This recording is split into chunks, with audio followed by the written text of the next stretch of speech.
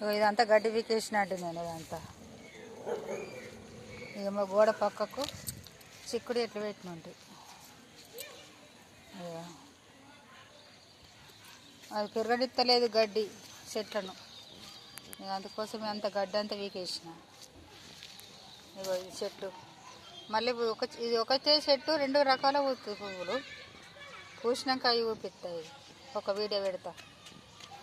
ఇప్పుడు ఎగురు వస్తుంది అది. ఇది ఆకులు ఇంకా పెరగలేవు, ఎగురు వస్తుంది కానీ ఇంకా పెద్దగా కాలేదు. ఇగో ఇది కందగడ్డ తీగ. మొన్న పెట్టిన వారం రోజుల కింద ఎగురు వచ్చింది. ఇదంతా గడ్డి వీకేసిన మరి కాలిన కొడుతుందని ఇప్పుడు పెట్టిన. ఈ కందగడ్డ తీగ మొత్తం వీడికెళ్ళి ఆడక పెట్టిన. గడ్డి వీకేసిన కదా, ఎందుకు మరి ఖాళీగా ఉంచాలని పెట్టిన.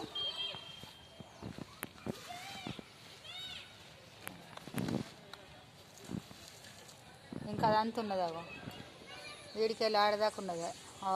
ఆడ లాస్ట్ గరపడుతుంది. అటు పక్కకు వీకేసిన. అంత దోమలు వస్తాయి కదండి అంత గడ్డి ఉంటే.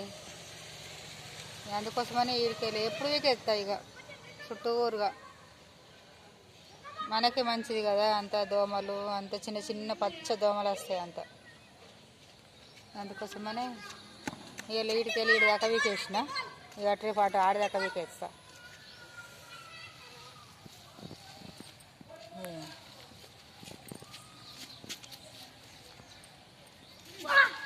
చిక్కుడు చెట్టు ఇయ్యోడు అది పెరుగుతాను లేదా చెట్టు. వర్షాలు బాగా పడుతున్నాయి. చిక్కుడు అట్లే ఉన్నది, ఒక పెరుగుతాను లేదు. మల్లె చెట్టు ఎంత ఇంటి ముంగట అంత గడ్డి ఉండే అంత వీకేసినాయి. ఇదంతా వీకేసిన గడ్డి.